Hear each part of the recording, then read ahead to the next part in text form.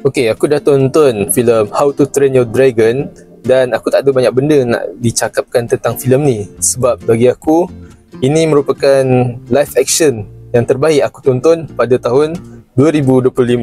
Jadi buat yang tak tahu atau mungkin baru pertama kali dengar, How to Train Your Dragon ni merupakan adaptasi lah daripada filem animasi pada tahun 2010 dengan tajuk yang sama dan jalan cerita yang sama. Betul. Apa yang korang tengok dalam animasi tu, dia sebiji sama dengan apa yang ada dalam live action tu lah. Memang tak ada jauh bezanya. Jadi cerita How to Train Your Dragon ni dia mengisahkan tentang seorang lelaki bernama Hiccup, anak kepada ketua kampung yang berbangga dengan reputasinya sebagai pembunuh naga dan juga ketua kampung di tempat tu lah. Jadi kebanggaan mereka adalah untuk membunuh naga. Sekiranya berjaya untuk membunuh naga, maka mereka akan diangkat tinggilah martabat dia tu, darjat dia tu dalam masyarakat. So mereka akan dipandang tinggi, disanjung, dihormati sekiranya mereka mempunyai kekuatan untuk membunuh naga. Jadi kenapa diorang ni nak bunuh naga? Sebab pada diorang, naga itu merupakan makhluk jahat yang selalu membuat kacau di kampung manusia, selalu mengganggu manusia dan berbahaya kepada manusia lah. Sebab tu mereka membunuh naga dan ada macam upacara, ada macam adat-adat untuk membunuh naga. Jadi si Hiccup ini, dia bukan seorang lelaki yang lasak. Dia tak ada ciri-ciri sebagai seorang pahlawan. Mereka tu berbangsa Viking, tapi Hiccup ni dia tak ada ciri-ciri pahlawan Viking. Pahlawan Viking tu lah, dia tak ada ciri-ciri tu. Sebab setiap kali dia keluar, pasti akan berlaku huru-hara di tempat peperangan tu lah, mendatangkan masalah kepada orang lain lah. Okay, so bapak si Hiccup ni dia macam tak ada harapan yang tinggi sangat lah mulanya.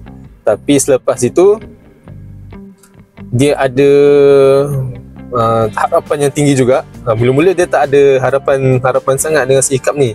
Tapi lepas dah dipujuk dengan kawan dia tu, dia ada harapan yang tinggi lah supaya si Hiccup ini mampu untuk menjadi pembunuh naga yang hebat. Hiccup ni dia memang ada cita-cita nak jadi pembunuh naga. Tapi tragedi pada satu malam itu, yang tak sengaja dia menembak seekor naga yang misteri, iaitu Night Fury. Dan disebabkan itulah hatinya mula berbelah bahagi, sama ada untuk meneruskan hajat bapanya ataupun kemahuan hati dia sendiri. So ada konflik, dilema kat situ lah.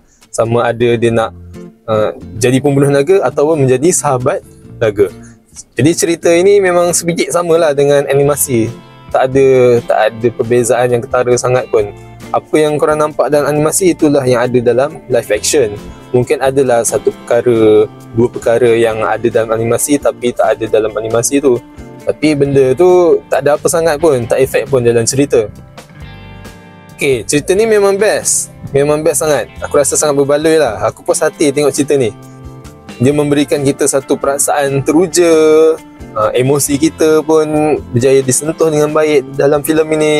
Aksi yang ditunjukkan pun, yang dipaparkan pun memang memukau mata lah. Cuma adalah beberapa perkara, tak banyak pun yang mungkin tak berkenan sikit lah. Antaranya bila scene pada waktu malam ataupun di tempat gelap, dia menunjukkan memang gelap betul lah. Macam gelap tu gelap yang nyata. So bila waktu malam tapi digelapkan pula tempat tu, rasa macam agak mengganggu mata dan fokus lah untuk menghayati cerita.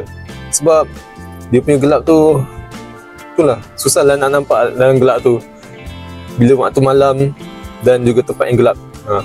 Kemudian starting dia agak serabut sikit. Dia tunjukkan starting tu ada peperangan dalam kampung tu. So orang-orang kampung ni mulalah melakukan pergerakan ni dan agak nampak serabut sikit dekat situ. Pergerakan kamera pun dia macam nak tunjukkan apa yang semua orang dalam kampung tu buat, dengan naganya, dengan orang yang berlarinya, orang yang apa nak buat aksi kat situ kan. So dengan infonya lagi, dia macam nak sumbat semua sekali pada satu scene tu, menjadikan babak itu babak yang sangat serabut dan kucak-kacir. Lain daripada tu tak ada sangat. Pelakon pun, okay, kita tahu yang pelakon watak dalam How to Train Your Dragon ni ialah remaja lah. Hiccup dengan kawan-kawannya ialah remaja. Tapi pemilihan pelakon itu ialah pelakon orang dewasa. Tapi tak kisahlah, sebab pelakon tu pun dia dah melakonkan watak dengan sangat baik. Melakonkan watak sebagai seorang remaja, berperangai, bersikap seperti seorang remaja dengan baik. So tak ada masalah yang tu. Kalau orang kata tua, kena tahulah dia orang tu bangsa Viking. Bangsa Viking ni ialah bangsa yang suka bertempur dan suka menjerit. So mungkin masuk akal lah kalau orang yang muda nampak tua sikit kan, sebab keadaan dia macam tu. Kemudian yang macam pelik sikit, ada Viking dari pelbagai bangsa. So bangsa dari serata dunia ni, dia macam datang berkumpul kat kampung tu lah. Ada Viking apa, orang Asia lah, orang Negro lah. So kita tahulah pada asalnya mana ada orang Viking dari apa negara lain kan. Tapi tak apa, kita anggap ajalah itu untuk hiburan semata-mata. Sebab kita nak cakap lebih pun dah pengarah dia buat macam tu kan. Memang itu agenda dia orang dari dulu lagi. Okay, lebih daripada tu tak ada. Macam yang aku dah cakap tadi, aku sangat puji filem ini, sangat puas hati dengan filem ini. Ini filem yang sangat terbaik, sangat best. Aku bagi rating 9/10. Sangat berbaloi, sangat menghiburkan dan segalalah yang sangat-sangat tu. Okay, so kalau korang belum tengok, korang boleh jengoklah di Pawagam bersama dengan keluarga korang. Okay,